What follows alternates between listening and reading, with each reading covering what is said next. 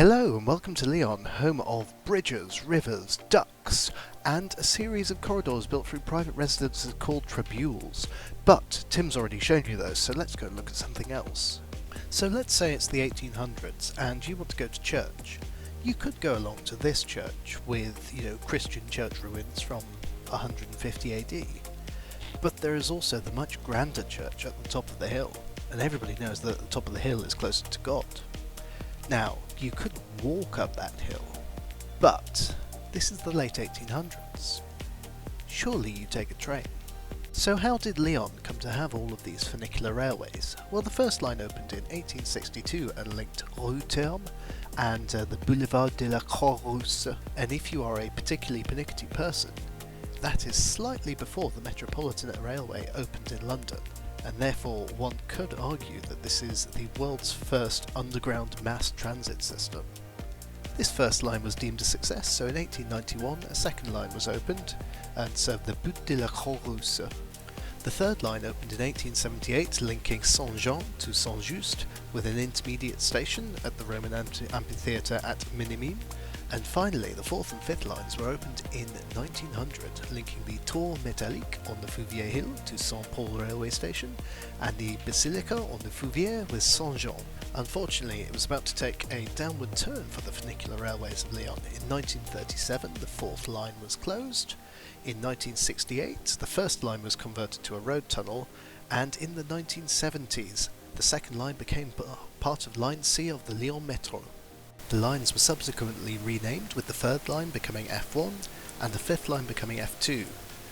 The F1 line has an intermediate stop at this wonderful Roman amphitheatre complex, with not one but two amphitheatres featuring marble from all around the Mediterranean, which is original to the Roman period, and the larger one, which is still used for performances today.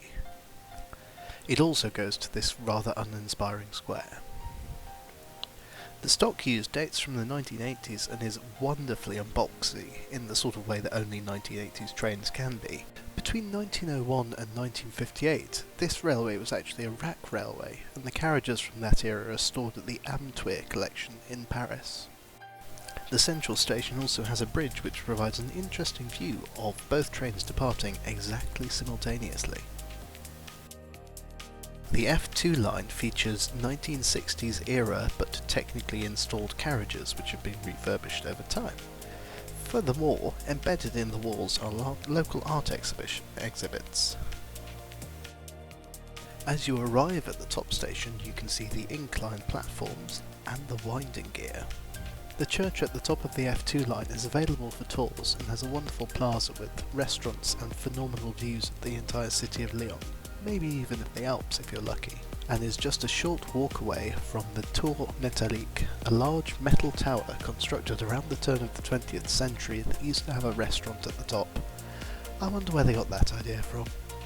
If you want to go and see the Funicular Railways of Lyon, they are located at Saint-Jean railway station in the Old Town.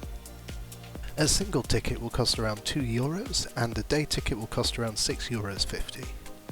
All of the stations are wheelchair accessible, although some of the platforms are on an incline that may pose a challenge. The abandoned first line is still open as a road, however it's not available for pedestrian access. The abandoned second line is now on line C of the Lyon Metro between Croix-Rousse and Croix-Parquet, and you can just see the tops of the abandoned fourth line near the Tour Métallique.